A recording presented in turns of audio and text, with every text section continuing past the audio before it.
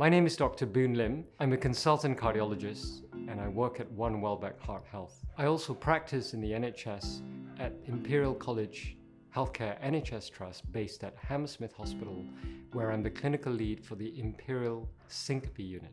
The group of patients with long COVID who come to see me have typically got a combination of palpitations, shortness of breath, lightheadedness, and extreme fatigue or dizziness. My view is that at least some of the symptoms can be explained by a syndrome which is termed autonomic dysfunction in long COVID. Now, the autonomic nervous system is that bit of your brain that controls all the automatic functions in your body, such as respiration or breathing, your heart rate, your blood pressure, your skin temperature, sweating, digestion, urine production.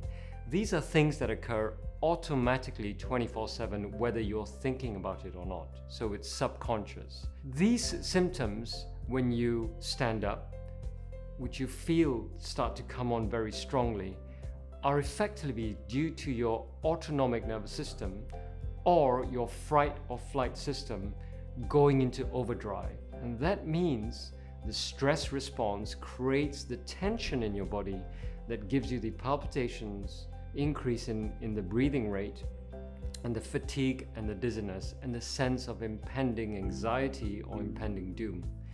And these are some of the symptoms that if you experience, you should start to think, could it be due to autonomic dysfunction? So what is the likelihood that you'll suffer with these long-term symptoms indefinitely? And the answer is very low. In my experience, nearly everyone who comes to see me with autonomic dysfunction in long COVID will improve. Part of that improvement lies in your expectation of recovery. And if I just said to the patients that although you were hit hard and fast in a 2-week period after COVID, that the recovery will take 6 to 9 months, just saying that out loud and recognizing that your journey is a slow but steady one, so long as you embrace that journey and have the full expectation of recovery, I see most of my patients getting back to a state of health that they're very happy with.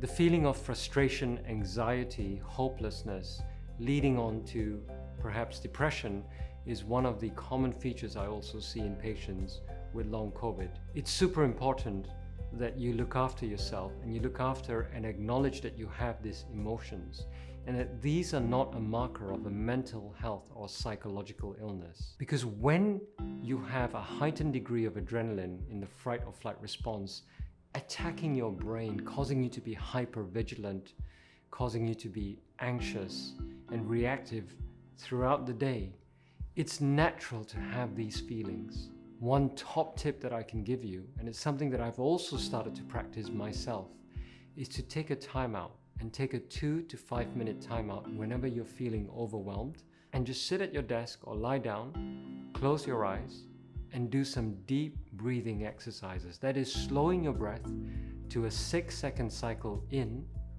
and a 6-second cycle out, and thinking positive thoughts such as gratitude, compassion, and love.